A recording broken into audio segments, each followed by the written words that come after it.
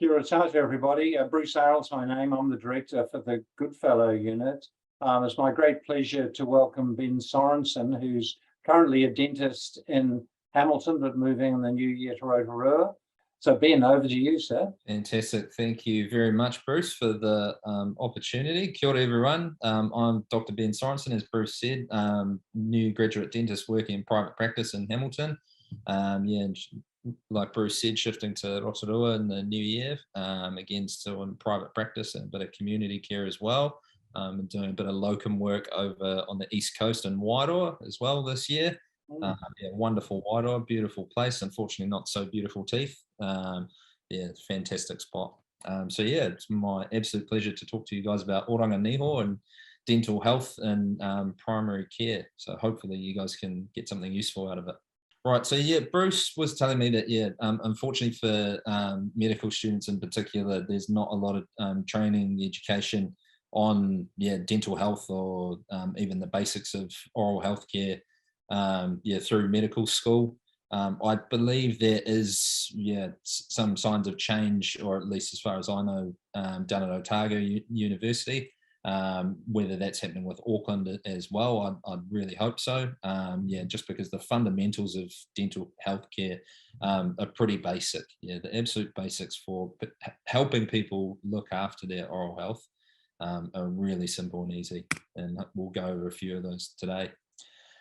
So why is it important? Obviously, dental emergencies, infections in particular, are very, very preventable with very simple measures, which can be hugely beneficial to patients. It saves them time, money, keeps them out of pain, and it is immensely cost saving. Here in New Zealand, private dental care is quite expensive. I have plenty of international patients who comment on the cost of dentistry here. Unfortunately, it's just a case of the country we're in. We're pretty small. We get charged extra for materials. And unfortunately, it is just a cost of practice. So basically, the less we can keep people out of the chair, the more money they're going to save. And hopefully, the more they'll like us as dentists. Oral health often reflects general health, and changes are often indicative of disease activity in other systems. So just think obesity, diabetes, hypertension, those are your classic sort of things, and very common here in New Zealand. Obviously, we have serious problems with obesity and diabetes, not just in adults, but children as well, which is very unfortunate. Other things such as like gastric reflux, cause basically the additional acid in the mouth, that intrinsic acid causes severe tooth wear. Also a very commonly seen thing in private dental practice and incredibly expensive to try and fix. And then immunosuppression and nutrient deficiencies. Once we start seeing like persistent oral lesions, whether that be ulcers or viral or fungal infections because of immune suppression, and those things are quite preventable and can be managed and save some patients some pain. Like I was saying, so dental health, oranga niho statistics in Aotearoa, New Zealand are incredibly poor, particularly in low socioeconomic status communities and amongst children. With the new dental school now in South Auckland, that does help address part of the need there. Obviously, the dental school charges a lot lower fees than a private dental clinic would, but they're only so limited in their capacity. And like I was saying, it's an expensive thing to get private dental care. So patients won't often think to go to a dentist for traumatic injuries or dental pain. It's still obviously quite common. People just don't think about it. They think, oh, well, something's sore, I feel sick, I'll go to my GP. You guys are the main connection. And that's a great thing, because there's a lot of trust in family GPs and family GP practices. But it'd definitely be great if we can, create that bridge into getting people in to see a dentist more regularly. Dental pain, it's often quite difficult to describe for patients, just because of how I say unique the experiences. It's a very particular type of pain, and you probably have seen patients who have had dental pain that you may have seen go through other injuries or illnesses, and it can be excruciating for people. And dental treatment in New Zealand has some pretty significant barriers here for the general population, which we've already gone over a bit, financial being a big one, lack of knowledge, again, another one, even about the fundamentals like brushing and flossing. Misinformation, obviously there's a lot going around about the discussion around fluoride. Fluoride for us as dentists is magical stuff. It has fantastic properties that we absolutely need. But even now in New Zealand, it's only just gone through, thanks to Dr. Ashley Bloomfield, that all water supplies within New Zealand will be fluoridated, which is pretty ridiculous considering how long we've known that fluoridated water has a benefit on caries risk, particularly in children. Has a huge benefit. Obviously, distrust in dentists, like I was saying before, people often don't like us because it is expensive. It can be a pretty painful experience going to the dentist. Thanks to the local anesthetics, not so much as it was, a few years ago, but still, yeah, there's still that distrust in dentists, and that gets passed down from the generations. I'm sure most of you have heard your grandparents or parents talking about the murder house, which was, not too long ago. So yeah, and I get plenty of patients coming in who are 1 or 2 generations above me, and they talk about that, and yeah, breaking through that barrier can be quite difficult. And then obviously accessibility. In plenty of rural communities, there's no dentist, like Whitehall, where I've been working, they haven't had a dentist in 3 years. So the need there is excessively high, and it's the same in plenty of communities all around the Motu, and that's from South Island, West Coast, Southland to East Coast. So it's everywhere. So we'll just go over basic oral hygiene. Most of you probably know this, but this is just a quick brush over and things that you can say to keep it really simplistic for your patient or anyone who comes to you with these kind of requests about how do they improve their oral health. Brushing twice a day with a fluoridated toothpaste for a minimum of 2 minutes. That is the absolute fundamental. Technique wise and the more technical stuff, using a soft bristle brush. A lot of people think you need to scrub your teeth. Not true. I describe it to my patients as, think of sweeping the floors, like it can just be a sweeping motion, or any Harry Potter fans, swish and flick. So it is just a really gentle process. The fluoridated toothpaste, incredibly important because it is anti-cariogenic. So it does work on the teeth, helps to remineralize the enamel surface, because decay and dental caries are basically a constant in every single person's mouth. It's just maintaining a balance on how far that caries can progress, and the antibacterial properties of fluoride as well. No need for whitening agents, for bleaching or abrasion or anything like that. Charcoal toothpaste and all these new bleach toothpastes, if people want to try them to try and whiten their teeth, then yeah, sure, fine. But there's no necessity for them. Sensitive toothpaste, tooth sensitivity is quite common. And you'll particularly see that in people who are really adamant brushers and who have managed to cause gum recession thanks to brushing and scrubbing too hard. And those are the exact people you need to say, sweep the floors, don't scrub them.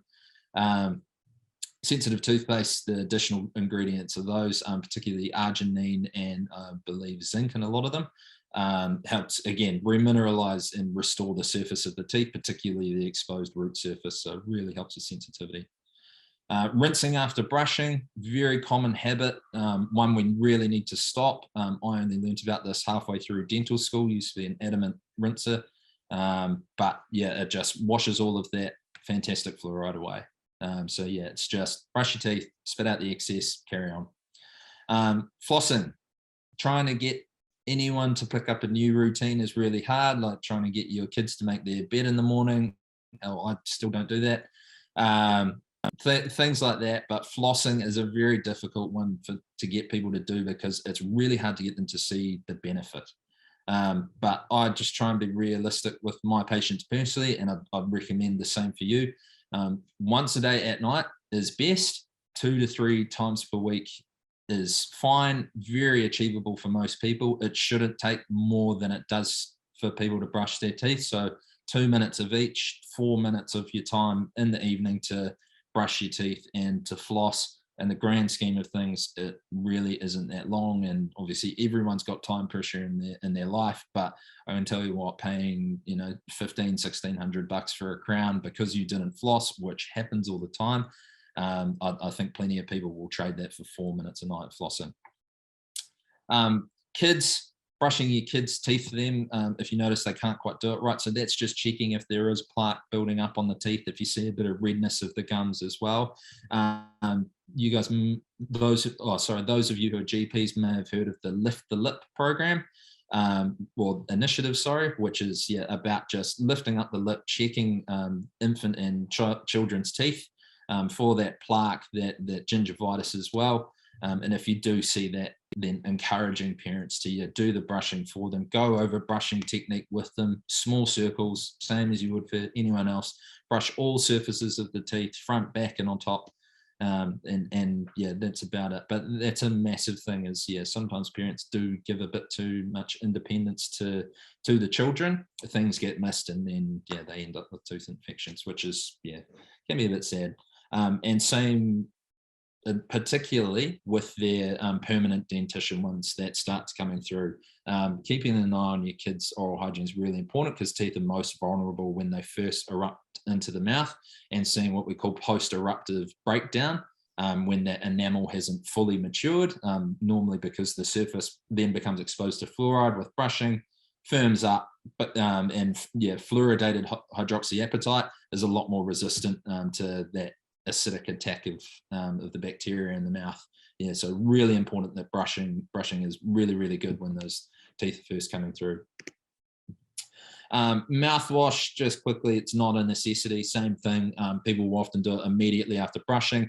Washes away all the good fluoride in your toothpaste. Mouthwashes as well. They're normally only recommended if quite what would be the word, or sort of quite severe sort of periodontal treatment is required, so like deep cleaning of the gums and scaling of the teeth. For your everyday person it's not needed, and the main way of controlling things in the mouth is just through plaque removal with brushing and flossing.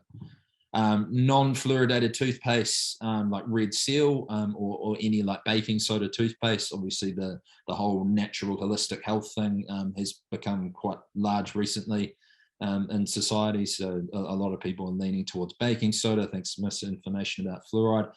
They're not better for you. Fluoride, I'd like to say to people, it is a naturally occurring mineral. It's in a lot of our water naturally anyway, particularly if you go for spring waters.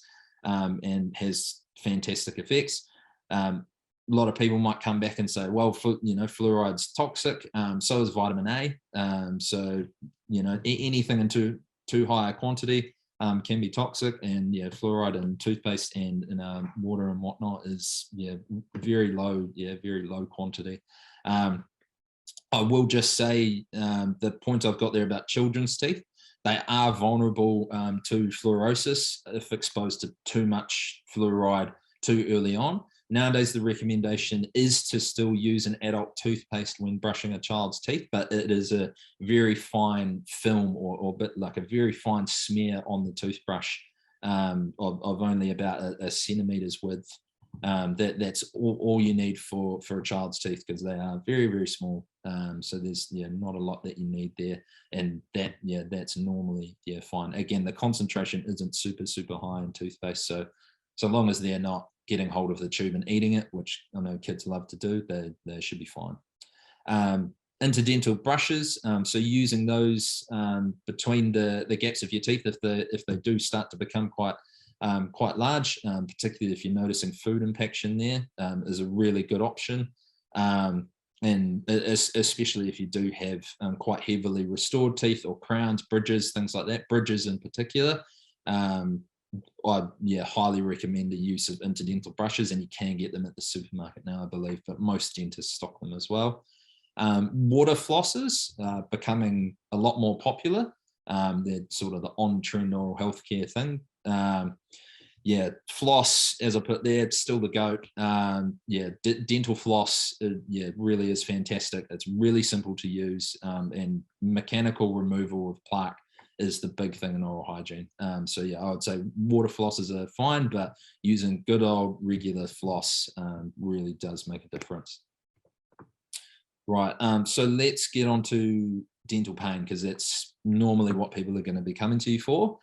I'd say good luck diagnosing this, because some days it is really, really difficult. And that's both for us and for the patients. It can be really difficult to describe.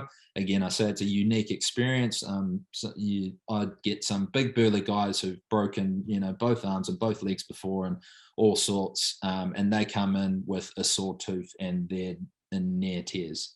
And same for plenty of people who say, oh, I've normally got a really high pain tolerance, but I haven't slept for 2 days thanks to this tooth. And yeah, like I say, it can be excruciating.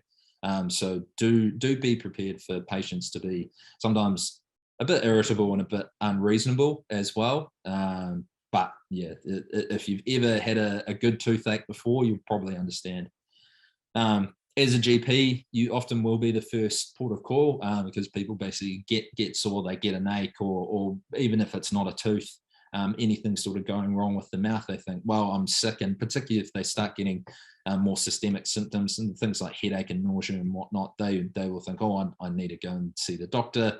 If they think there's an infection, they think, doctor, antibiotics. So yeah, you've got to be prepared. But on that note, I will say, please don't jump straight to giving antibiotics, particularly a 2-week course of augmentin.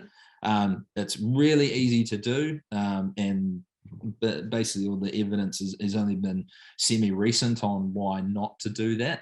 A lot of the times, yeah, toothache, unless you actually see facial swelling, it's not worth giving antibiotics for. The patient might be in quite significant pain, but a tooth acts as such a good reservoir for infection that the antibiotics are very likely to be unsuccessful in treating them anyway. You're going to be better off working with analgesics and anti-inflammatories to try and deal with the pain, and of course getting them to a dentist for either root canal treatment or extraction, because yeah, if the tooth is that far gone, it's one of those two options. Another classic, trigeminal neuralgia. I have had a couple of cases this year already of GPs obviously having difficulty diagnosing dental or orofacial pain. And the same actually happened to myself and my colleagues with these particular patients, real difficulty in diagnosing the problem. But trigeminal neuralgia is incredibly rare.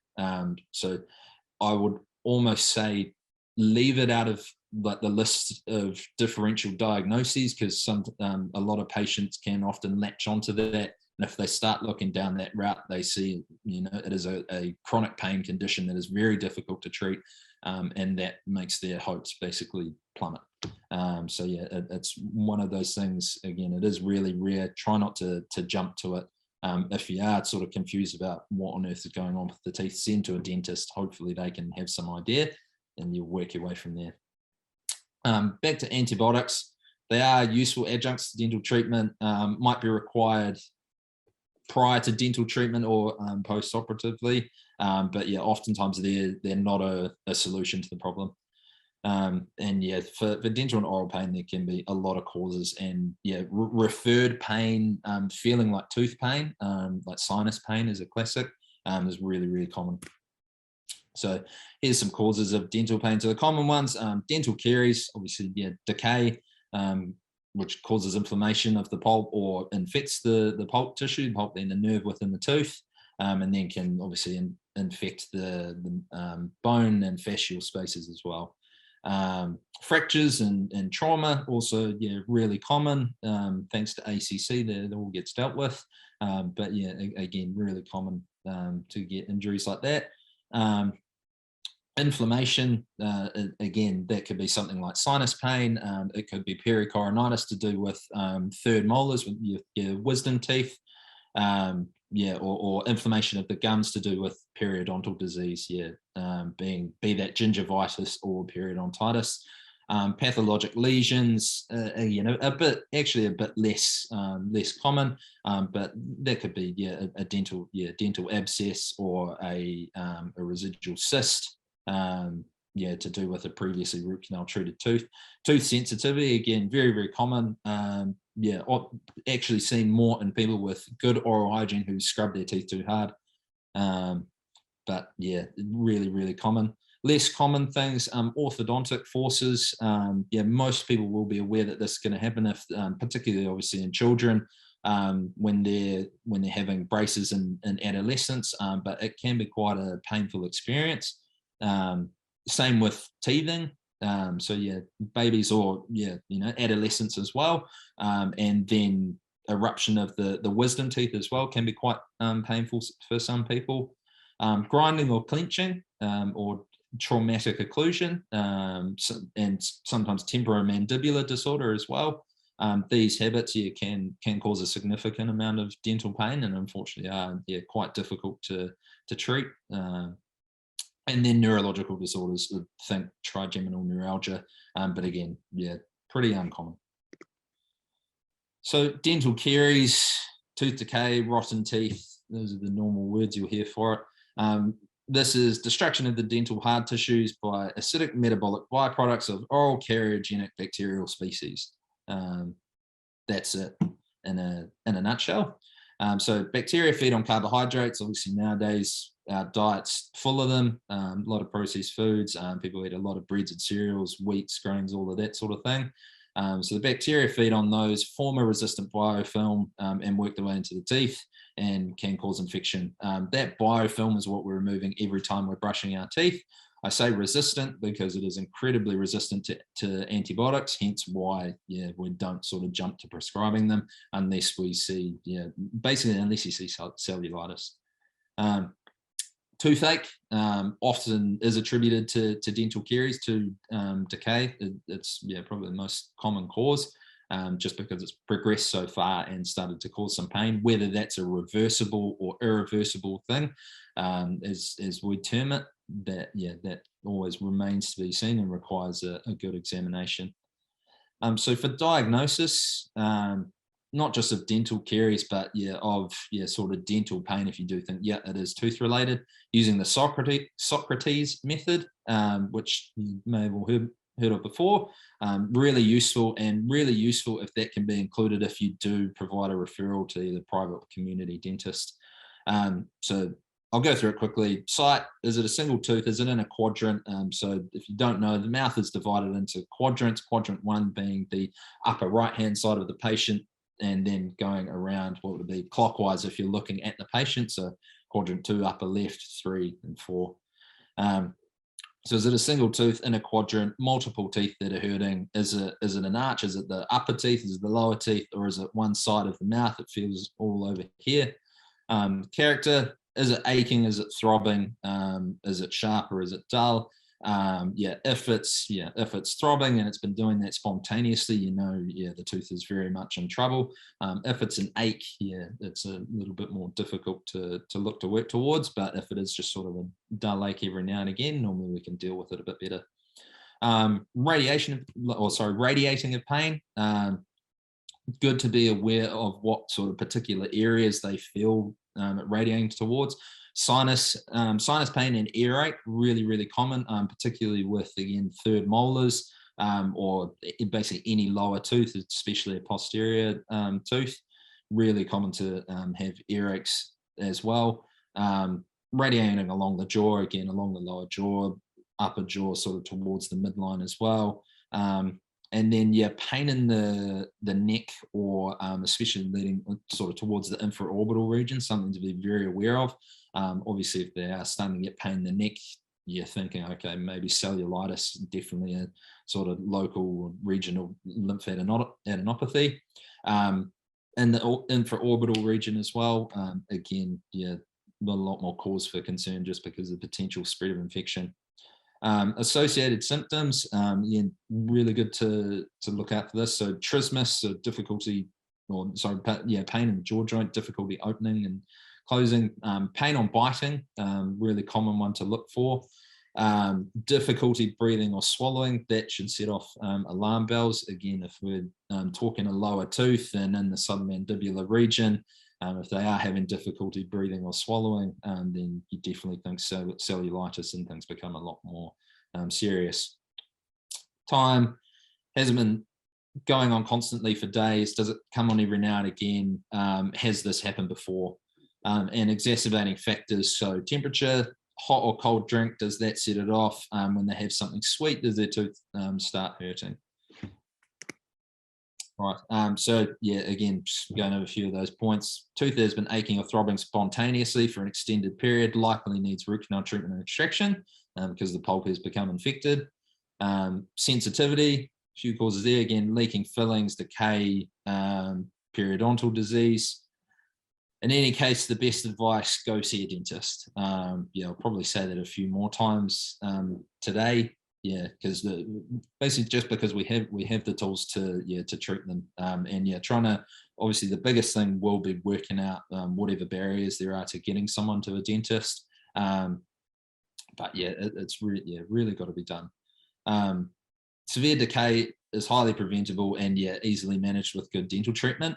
It really is. Catching decay early in a dental examination really does prevent a lot of headaches, not just for the dentist and how difficult it is to treat, but also for the patient in terms of literal headaches. Refer to a dentist or practice you trust with a good track record. I personally think this is really important. So forming a relationship with a dentist maybe even one you go to or one that works locally, a practice nearby, really important. If your medical practice happens to be associated with a dental practice as well, like here in Hamilton, I believe we've got TUI Medical and TUI Dental.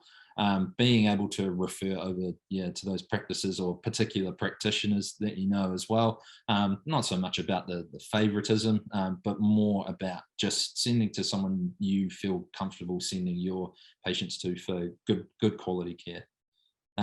And yeah, again, patients hate dentists. That's the honest truth of it. It's expensive, time consuming, and difficult to see or understand the benefit. Thanks to basically photography, now it is a lot easier to sort of explain things and using radiographic images and whatnot as well. And the onus is becoming a lot more on dentists, explaining their work, which shouldn't be common sense. But obviously previously it hasn't been the way. It's you need a filling, okay, sure thing, it's going to cost you $200, $300, $400 and you go in and do it. We've got to try and build that trust. So here's just a quick pick of dental caries. I was going to say pick which one of those teeth you think needs root canal treatment. Funnily enough, these are pictures from cases of my own. The one on the left there, the nice molar with the big dark spot on it, actually needed root canal treatment. Thanks to tooth morphology, the bacteria burrowed into that pit there and caused an endodontic infection. With your patients, you might look in the mouth and see basically great big gaping holes like that premolar there and decay in the adjacent tooth. You think that's been there forever. Both those teeth tested vital, some fillings and a little bit of time to let the sensitivity go down, perfectly fine. So fractures and trauma, be next one for you guys. So thanks to falls, sporting injuries, assaults and motor vehicle accidents. You might see fractures of the teeth, the tooth alveolus being the bone and holding the teeth, the mandible, the maxilla, or the zygoma. Probably often see soft tissue abrasions or lacerations, and degloving injuries are quite common as well with more common injuries. I think kids falling over onto a table or smacking into each other playing rugby or football or falling off the tramp, things like that. Foreign bodies lodging into soft tissues, again falling off your skateboard or falls in the elderly, which is again a really common one. And then the different types, obviously you've got your different types of tooth fractures, which might affect the enamel or the dentine, may involve the pulp.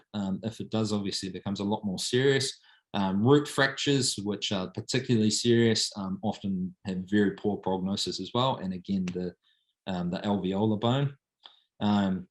Tooth injuries, so you can have concussion, very similar to concussion with the brain, just a good knock to the tooth and a knock to the pulp. Luxation, whether that be lateral or intrusive luxation or subluxation of the tooth.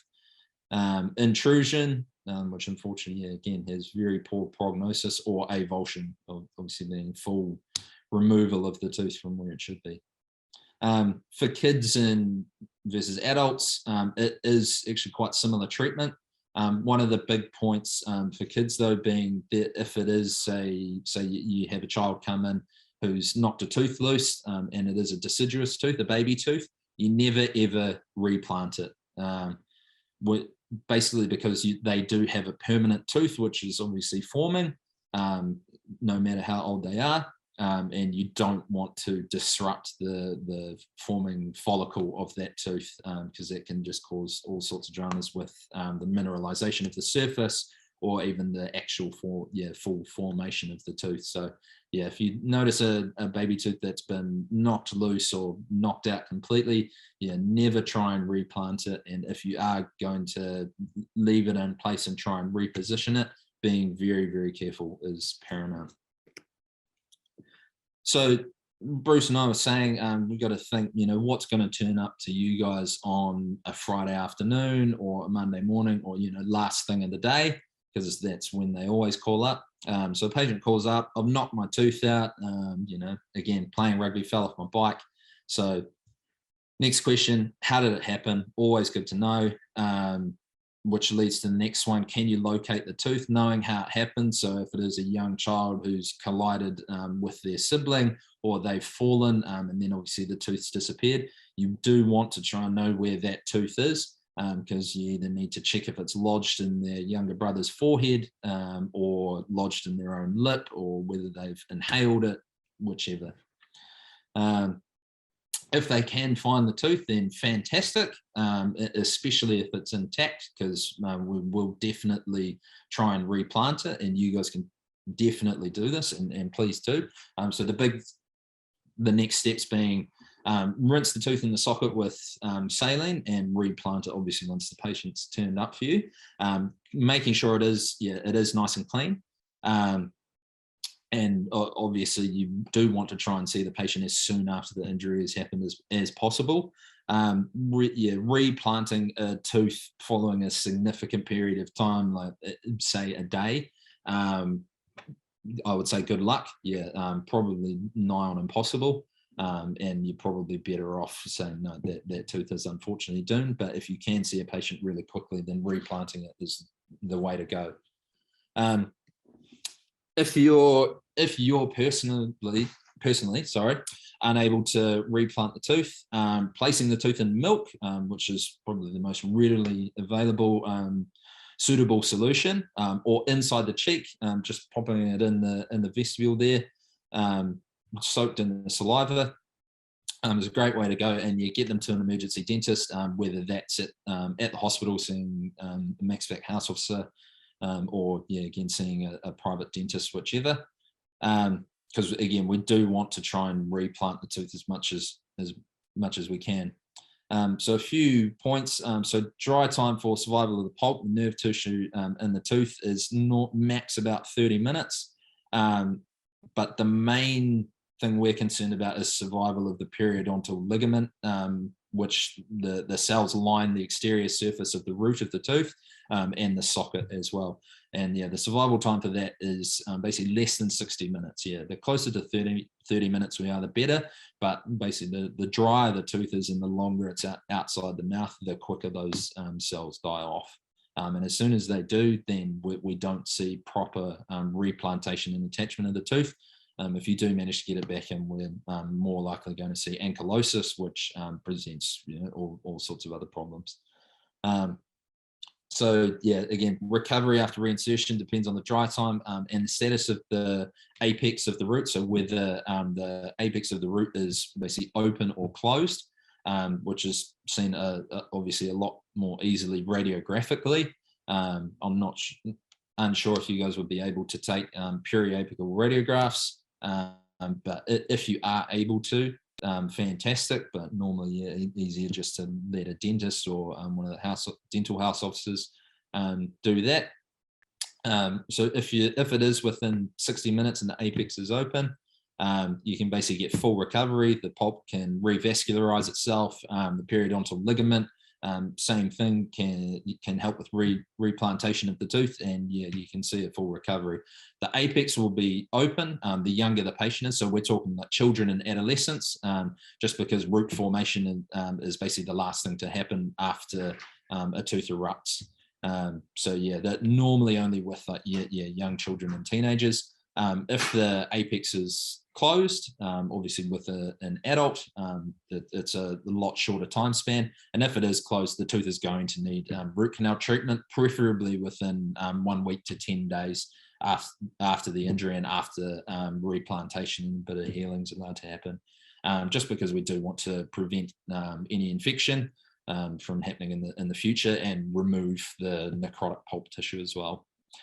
If you're going over the 60 minutes, yeah, unfortunately, it is a reasonably poor prognosis because of the death of those cells, both within the pulp and the periodontal ligament.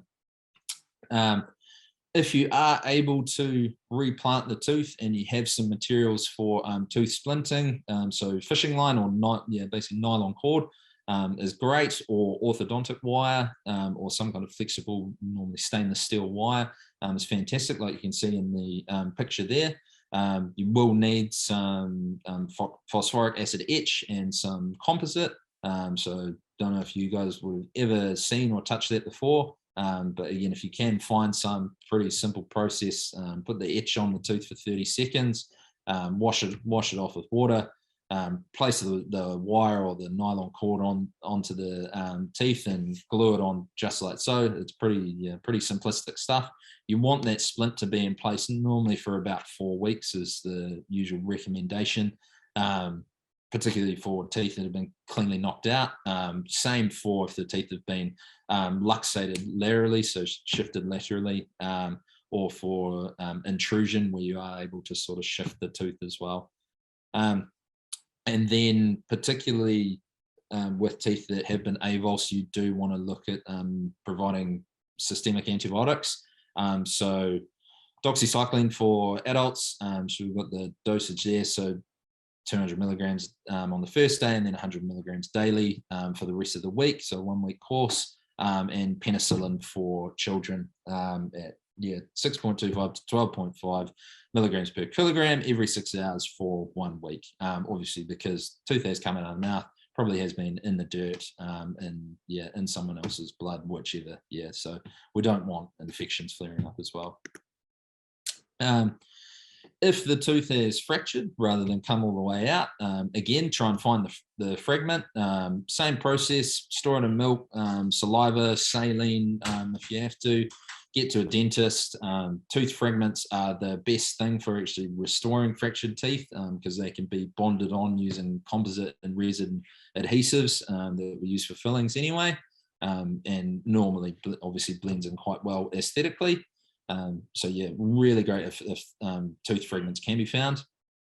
If the pulp has been exposed, like a nice complicated fracture, like the small kid I think you can see up the top of the screen there, it is reasonably common, but if the bleeding is able to be controlled, then we can actually have a pretty good prognosis nowadays with the materials we use for capping the pulp.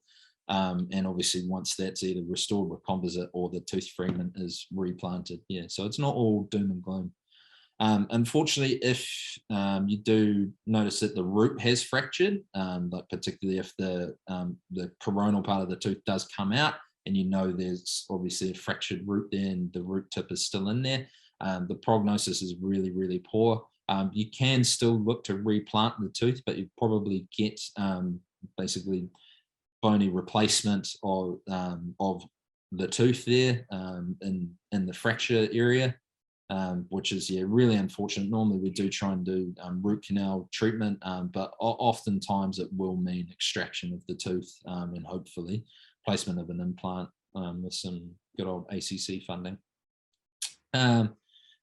Subluxation. So oftentimes you will see some tooth movement, but no fracture of the alveolus and no real significant movement of the tooth. So I normally say, for me personally, I'd go within about 2 millimeters of where the tooth should be. If there's no movement of the alveolus, and basically you can palpate everything, nothing feels fractured, feels okay to the patient, it's just the tooth feels tender. Spontaneous movement of the teeth does happen, and it's great to allow the teeth to spontaneously reposition themselves if you can. But a flexible splint, there's nothing wrong with that as well. Again, 2 to 4 weeks is great, applied in the same way. But follow-up is really important. And again, that spontaneous movement can be great. So lateral or extrusive luxation. So you see a change in the height of the tooth, it looks longer than the others, or again, that lateral luxation, whether that's with a full alveolar fracture as well. Do try and move the tooth back into position. It can be done, it's just being gentle, and again, trying to shift the alveolus back into place as well. Again, if you don't feel confident doing this, you do try and get them to a dentist as well. But it is reasonably straightforward stuff. Put it back into place, get a splint on, control the bleeding, probably give them some antibiotics, and carry on. Now, intrusion is, again, one of the more serious ones. Really poor prognosis for the pulp, unfortunately, because we see severance of the blood vessels in the nerve. Likely going to require surgical intervention as well to reposition it. There are particular recommendations, and one thing I will say, if you guys are really interested in knowing what to do with dental trauma, if you do see it a lot, and obviously people struggle to get to a dentist, the International Association for Dental Traumatology, or IADT, very good website you can look up. They do have free resources that you can use, and they do also actually have a free app called Tooth SOS. It's fantastic. I have it on my phone, use it pretty often. Fantastic guidelines on what to do with dental trauma, really basic, summed up really, really well. So really good resources for you to use. Right, so maxillofacial trauma. So fractures of the maxilla, mandible, mid-face. The big things are stabilizing the bleeding, managing pain, and referring them to the hospital to see a dental or preferably maxillofacial house officer or registrar. Diagnosis, again, is important more for patients' understanding of the severity of injuries.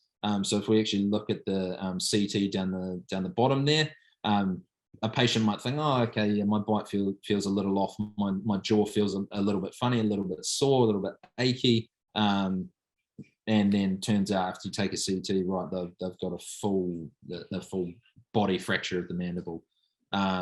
Again, unfortunately, I love our national sport, rugby and rugby league, but really common injuries to see in these sports due to the collisions. And many of these fractures can go undiagnosed. If you do suspect it, like particularly if you see a shift and a patient sort of not biting right, not able to close, difficulty opening as well, then it is good to suspect that there may be a fracture of some sorts. And even if there isn't any surgical intervention needed, it's good to at least have a diagnosis there in case something sort of comes about later on. So causes, falls in the elderly, really common one, unfortunately. Assaults, another very common one, becoming more common here in New Zealand. Domestic violence or abuse, and sporting injuries. Top right there, you might be able to see that is Joseph Manu, my favourite rugby league player, plays for the Sydney Roosters. Had a nasty zygomatic fracture and an orbital floor fracture, so you can hopefully see that blowout there as well. Pretty nasty, unfortunately. Identifying the cause of the injury, again, really important. Aids of the diagnosis and the management, sort of knowing what direction the force might have come from, and what sort of happened afterwards as well. Patients may come to you guys with this stuff, like parents bringing their kids, after they've had an injury at their sport, because they may not want to wait in ED. They trust you, they know you, but they might not trust the hospitals, again, because of the wait times, because of the environment and whatnot. You've got to be prepared for that. Particularly with like maxillofacial trauma, depending what it is, whether it's fractures to the teeth or the jaws, whatever. It's good to be able to diagnose that and identify the need for assistance from either the police in what might be a suspected domestic abuse case, or oranga tamariki as well, because unfortunately it is reasonably common here in New Zealand, and a difficult topic to broach with your patients, and hopefully you guys feel comfortable doing that, but it is really important that we do. Particularly in a hospital environment, because people will sort of come through there, but being able to broach that difficult conversation with patients, and knowing, okay, there's more work that needs to be done to help them. Right, so moving on, infections, the more nasty stuff. Odontogenic infections, more commonly caused by bacterial invasion of the hard tissue. So again, dental caries, then spreading through the tooth, causing infection of the surrounding bone and gums and whatnot, can spread to the fascial spaces, whether that's buccal, submandibular, infraorbital, either way, not flash. What causes this? Most of the time, poor oral hygiene, unfortunately, which is plenty of going around. The key thing in diagnosis, have a look. Decayed teeth, often that are causing significant infections, are normally pretty obvious. Not always, I will say that. But it is always good to try and have a look at the mouth, have a look at the teeth. If you do see a tooth or teeth, even if it's on the opposite side of the face to the swelling, it does indicate that, okay, this patient's got poor oral health status, and it is very likely a tooth-related infection, so they do need to be seen by dental. Once you do start to see facial swelling and infection, that is the biggest concern. You've got cellulitis going on. The infection's now uncontrolled. When we do see facial swelling, it means there has been a big progression, because again, you can have a tooth that has become infected and cause pain. There might be an abscess there, or it might be draining through a small sinus on the jaw as well, intraorally. But once you do start to see that massive cellulitis, that's when you know, okay, we really need intervention here. So if you do, and you need to prescribe antibiotics there and then, augmentin, usual dosage, 625 milligrams, and metronidazole, 400 milligrams for 7 days. I'd normally recommend to the patients they wait 2 or 3 days for those antibiotics to start working, for them to then go to a dentist. Again, this is if we are seeing swellings but nothing too serious. The photo I've used there of the elderly gentleman with the large, obviously, neck swelling there, that does need to be seen immediately for lancing of the abscess and drainage, and hopefully removal of the tooth.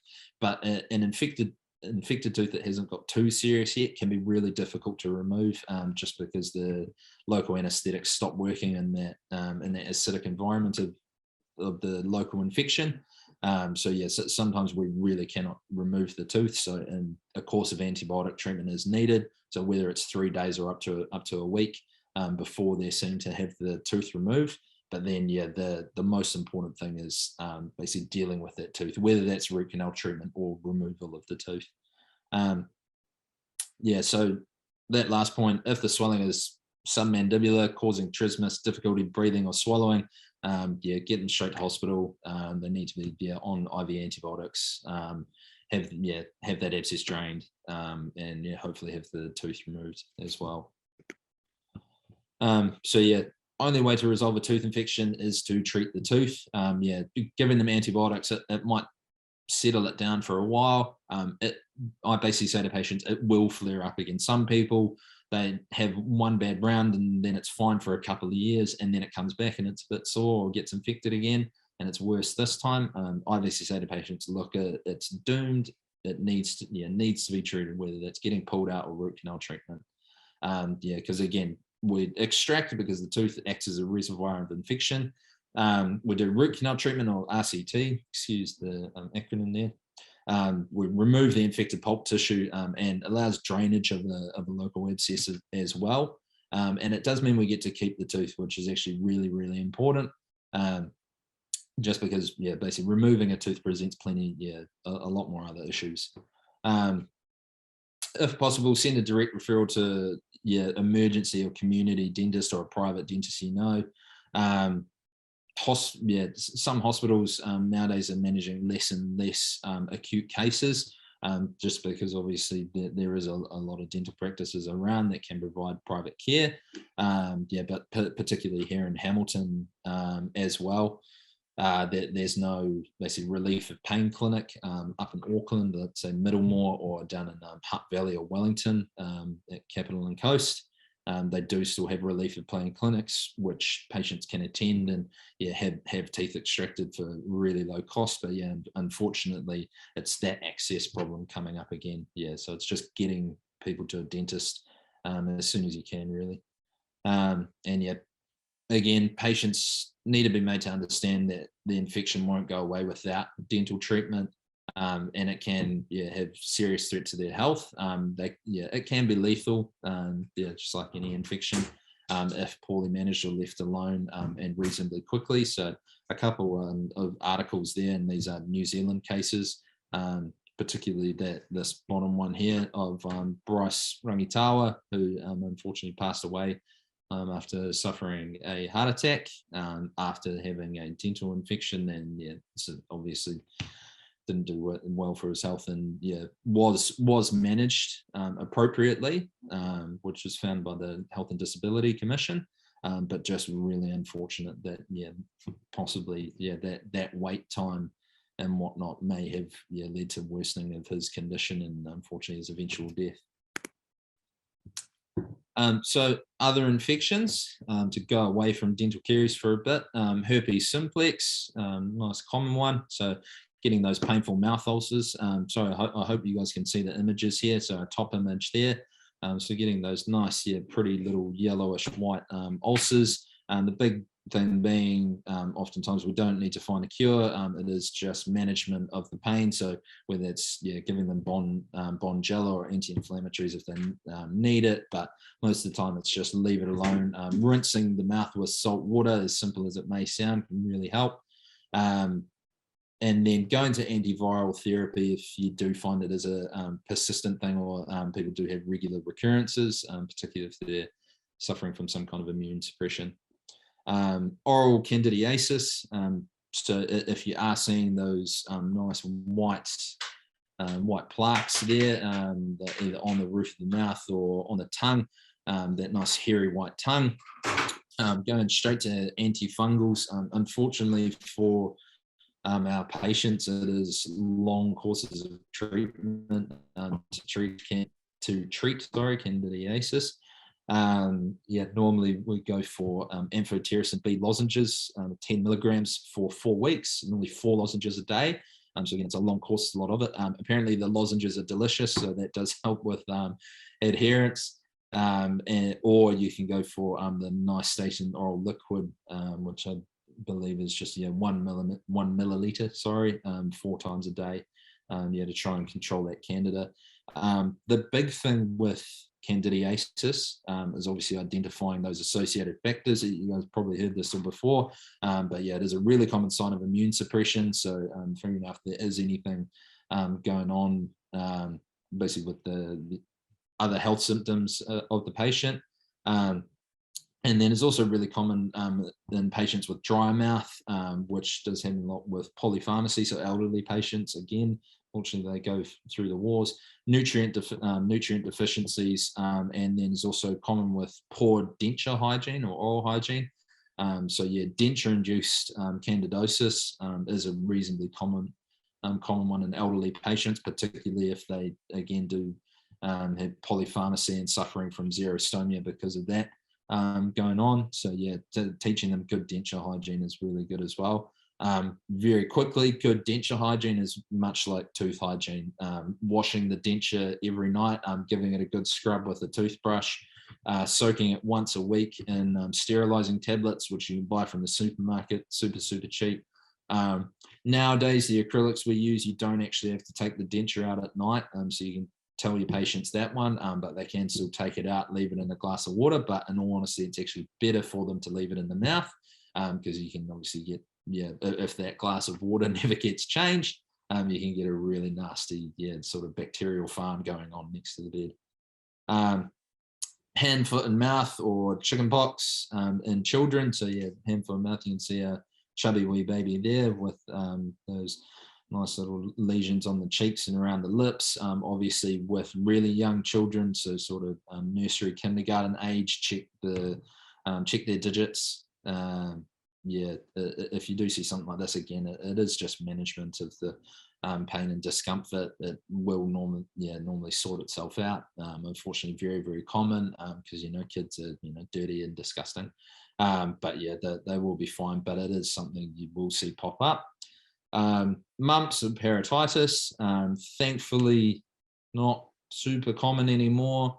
I think has been having a bit of a comeback in recent years, thanks to, again, misinformation about vaccinations.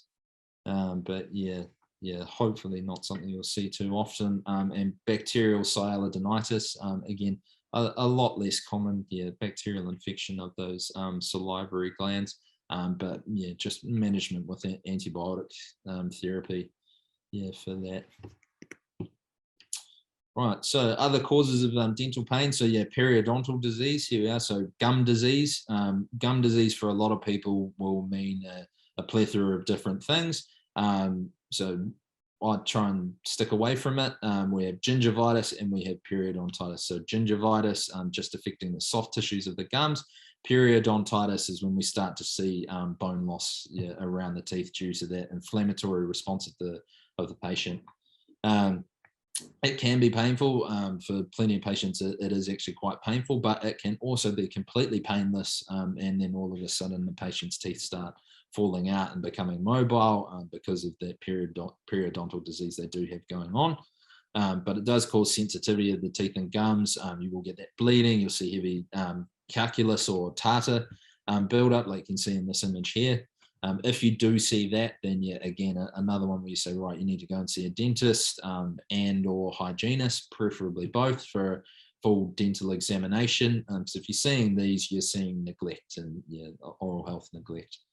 The management for periodontal disease oftentimes is just debridement of the teeth, so removing all this calculus, whether that's from your hygienist or from a dentist. And good ongoing oral hygiene. So again, just using fluoridated toothpaste, brushing teeth 2, maybe 3 times a day, using floss in particular. And in rare cases, you might need antibiotic therapy, but that'll be sort of dictated by either a specialist or your dentist. Pericoronitis, again, a common one you guys will likely see. One I've seen a fair bit this year, so more common in people of sort of ages 18 to 26, thanks to the eruption of their third molars. And you basically, pericoronitis is inflammation around the crown of the tooth, normally of the soft tissues. So you can see this little image here, that little piece of inflamed gum tissue there. That piece of tissue covering the crown of the tooth is called the operculum.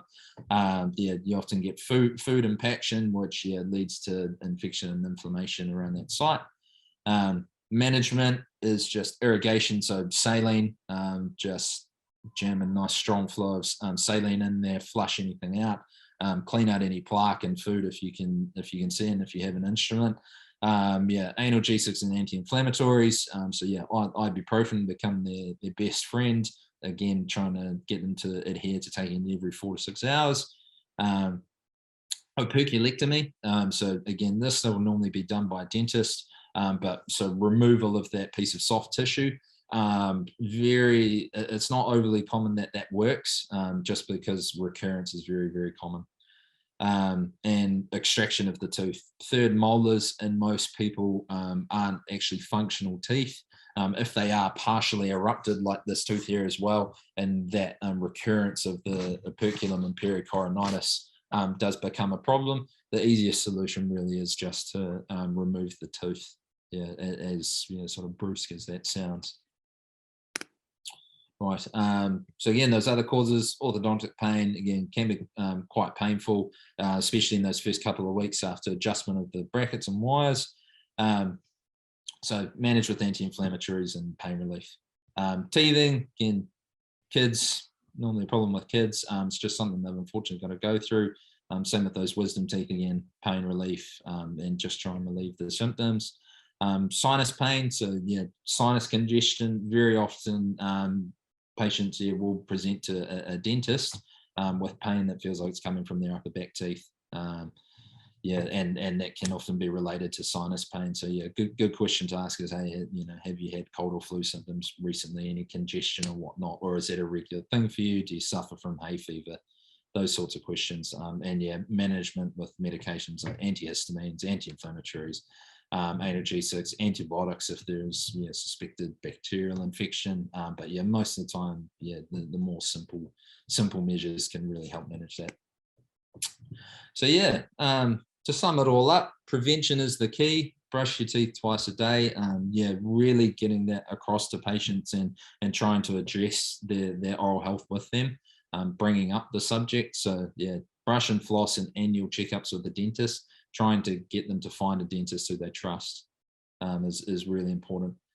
With dental pain, think horses, not zebras. So you do think, okay, probably decay rather than trigeminal neuralgia, just to go on about it again. Yeah, check the teeth.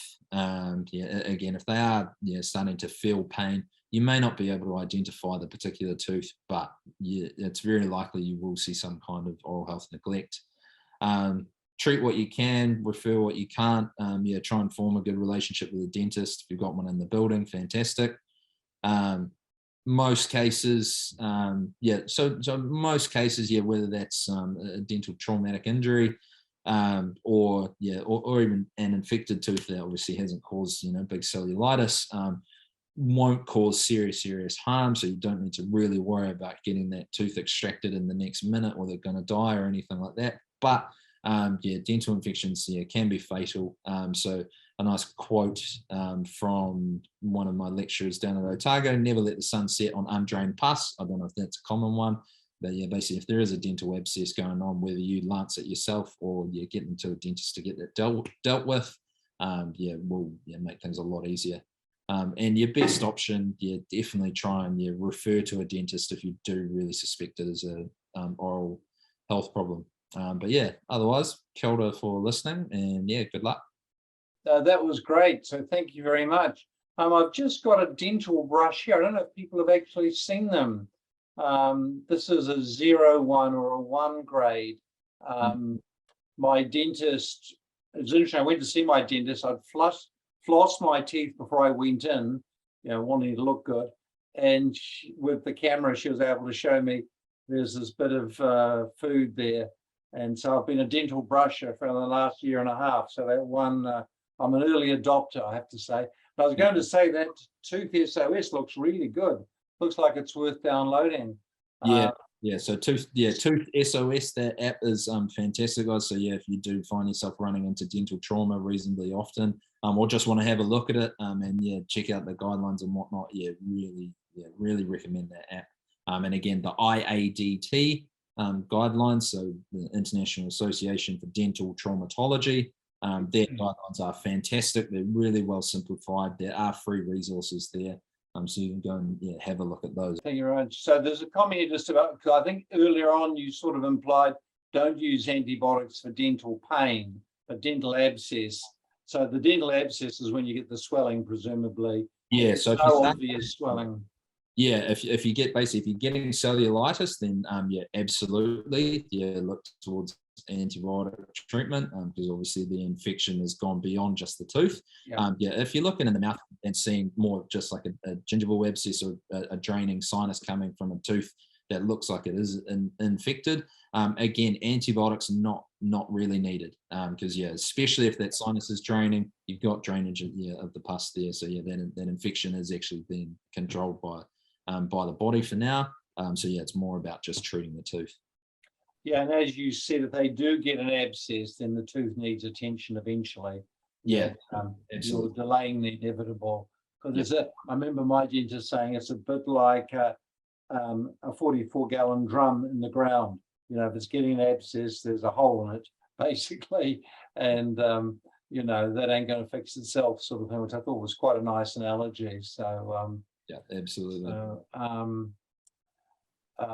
We have dental nurses sending us children to us in urgent care for antibiotics for their dental abscesses. I mean, I guess that's not unreasonable, is it? I mean, it's a way of getting antibiotics without invoking dental costs. Yeah. So that's actually a really good point. If you are getting abscesses within children, then that is a case where I'd say worth trying antibiotic treatment. Just because obviously treating patients, children is really, really difficult. The wait lists for specialist pediatric care and GA treatment is oftentimes, if you are seeing dental infections progress to that kind of level in children, it's not just one tooth, it's a case of full mouth neglect, and that'll mean very likely treatment under general anaesthetic. And unfortunately, the wait lists in any region you go to in New Zealand are really, really long. So antibiotic treatment sometimes really is needed, but again, getting them to a community dental clinic or to see a dentist, it's still important, because at least there's a record of treatment, and they can at least attempt to try and manage things. Even if it is one tooth at a time. So Eva here, what is a leaking filling? I don't know. Was that something? Leaking filling, yeah. Sorry. So, I don't think I have any radiographs here. But basically a filling, if you think very much like Lego blocks, so you've got one solid block here and a piece falls off, and then you add a little bit of filling to the tooth. So there's obviously a separation point between where the filling is and where your tooth is. So very common for that union to start leaking that margin there, whether that's composite resin or white fillings, or whether that's amalgam, the nice shiny silver metal fillings. Over time, eventually they will all leak. And that can actually cause pretty significant pain if it is leaking, whether the filling itself starts moving while people are biting on it.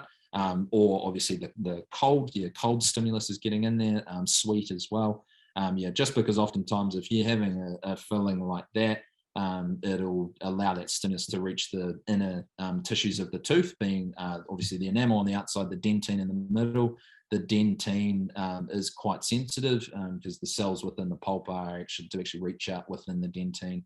So you do get that nice sharp sort of owl feeling when you get something cold or something sweet and your filling's not right.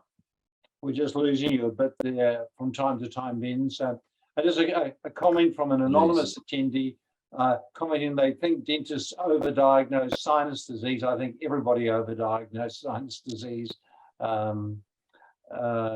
think the problem is most sinus disease acutely is viral, and it gets better on its own, basically. So exactly. When I say like sinus problems and inflammation, again, like that could just be a particular patient's reaction to the common cold. Like you say, Bruce, really common to just be a viral infection that will sort itself out over time. And unfortunately, plenty of dentists currently. I will say, a lot of the dentist population who is basically a little bit older, who have been practicing for quite a while, back in the day, they see sinus pain, they think, antibiotics. So antibiotics, very, very true, often being over-prescribed for sinus issues when they really, really aren't needed. So when I say sinus pain, a lot of the time, again, those questions about, have you had any cold or flu symptoms? Recently, I've had the sniffles, I've had some earaches and whatnot, but I'm not feeling that bad, or I've been a little bit lethargic and whatnot recently. A lot of the time it's just leave it alone, let that viral infection pass and carry on. Don't go throwing antibiotics at everyone. 50% of New Zealanders are getting an antibiotic each year. That's coming down, which is encouraging, really. It's sort of population based. Please speak to xerostomia. Eva's on a rush tonight. Xerostomia. What's that? Is it xerostomia? Oh, so sorry. Dry mouth. Dry mouth. Any thoughts on that? You got a magic trick? Oh yeah. Unfortunately, it is a difficult one to treat. Yeah, just for most people, hydration, is going to be really important. If it is a case of xerostomia caused by polypharmacy, again, particularly in elderly patients, then unfortunately, that's where I would refer back to you guys to try and maybe look at their medication regimes and try and alter that to reduce that. Because unfortunately, xerostomia, you see higher rates of candidiasis, you see higher rates of decay, periodontal disease as well. So unfortunately, that simple thing of just having a dry mouth, can really cause some issues, and unfortunately, in our more vulnerable patients. I guess it could also be Sjogren's syndrome, like one of those Williams sisters, the tennis player. She had it very badly and lost a huge amount of weight. She was pretty ill with it. One more question from Eva, who's on a run tonight. Brushing, flossing teeth after dental trauma, more, longer, not for 24 hours? What would you suggest? As much as you possibly can, carry on as normal. So I normally say to my patients, if they for the most part, I do say grit your teeth and bear it. Do try and keep the teeth as clean as possible, because you don't really want that plaque building up and obviously leaving more bacteria and the site getting dirty and whatnot. Cleaning as much as possible. But if a tooth has been avulsed, so completely knocked out, or a decent fracture and it is quite painful, fine to leave it alone. But do try and brush the rest of the teeth. So, busting out one of your front teeth doesn't mean you stop brushing your back teeth. Okay. Please speak to dental gum cysts in children. I'm going to guess and say they mean, gingival cysts in children. In terms of how common it is, not too sure. I haven't come across many cases myself. From what I know, they do resolve spontaneously. If you do see gingival cysts in infants. For the most part, still, if you do notice it, worth referring to a dentist or pediatric dentist if you do have one nearby. But for the most part, again, from what I know, gingival cysts will resolve on their own. Okay, so I've got quite a few questions. Now they're roaring in. I've got 30 to go. We'll see. We'll just go for another 10 minutes, I think, Ben, because we normally finish. I'm just trying to pick the most criteria for root canal treatment versus extraction. Basically restorability of the tooth. So can we build it back up again? Can we fix it? That's probably the biggest criterion. And then financial position of the patient, unfortunately. Root canal treatment, depending on the tooth, can cost anywhere from $900 to $1,700. Does normally take 2 to 3 appointments, depending on the severity of the infection. Really, unfortunately, it does come down to finances again as well. But the tooth has to be restorable. If the tooth is basically this gaping bowl of a thing with decay all down through it, then normally going to be unsavable. And we will just opt for extraction. So basically, depends on what state the tooth is in. The issue of Fosamax and dental extraction, how do you handle that? Do you Fosamax, any bisphosphonate therapy, patients going for radiation or chemotherapy treatment. So really important that patients do get a dental checkup before going on any of those therapies. Just because we really do want to avoid MRONJ or RONJ, so the osteonecrosis. Normally if we do see any signs of decay, the biggest thing is seeing what state the teeth are in before they go on these therapies, and addressing the problems, addressing the oral hygiene and oral health, and their motivation levels, and then dealing with it. So particularly patients on Fosamax, because dental extractions do have that reasonably high risk of that osteonecrosis of the jaw following dental extraction. So we basically try and do any that need to be done before they start that therapy. So if you've got a patient that's going to start it, get them to see a dentist for a checkup beforehand.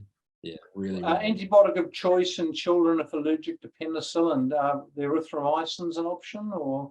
Yeah, erythromycin. Yeah, because people might, roxithromycin actually has a dispersible form for younger children, which means you can adjust the dose. So that's would be possibly quite nice. Yeah, either or. Preferably still broad spectrum. Just because you are, like, with tooth infections, you are dealing with a broad spectrum of bacteria. So either erythromycin, normally a good option if they are allergic to penicillins. The cause of hyperpigmentation of gums? Hyper or hypo? Hyper. Sometimes hyper. Yeah. So that's a really good question. It can be a whole variety of different things. So it could just be, it could be like melanosis, could be a physiological thing. It sort of depends on what kind of hyperpigmentation you're seeing. It might actually be debris from dental materials. So amalgam tattoos are reasonably common. So you can see those little dark spots on the gums and of people who otherwise have nice, like, sort of pale pink gingiva. So look for that as well. It really depends on the type of pigmentation you're seeing, and if you do suspect, particularly like some kind of dysplastic change, then definitely worth doing a biopsy. Build up of plaque in small children. Is there any easy way to remove it? Tips and tricks for parents that can't clean it off by just brushing? So if they do find it as hard, persistent plaque or calculus that is forming up, then best to go and see like basically the dental nurse or the dental therapist, because they'll be able to scale it off. Basically take the little sickle shaped instrument and scrape it off the teeth. And for children, for the most part, it'll normally be above the gum line as well, so it will be a bit uncomfortable, but normally not too bad for them. But preferably if we don't want to get them to that stage, particularly in children, because it is quite uncommon for them to start having calculus build up. If it is building up, then you know that the oral health has been neglected. So you really do need to have a conversation with the parents about how often they're brushing, whether they are doing the brushing for the children or not, whether they're checking. Again, that sort of conversation. So Deborah Smith, that'll be the last question. I'm volunteering next year in Cambodia with DentAid.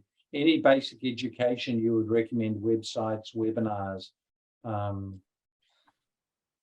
I guess depends on what you're looking for. So similar sort of thing.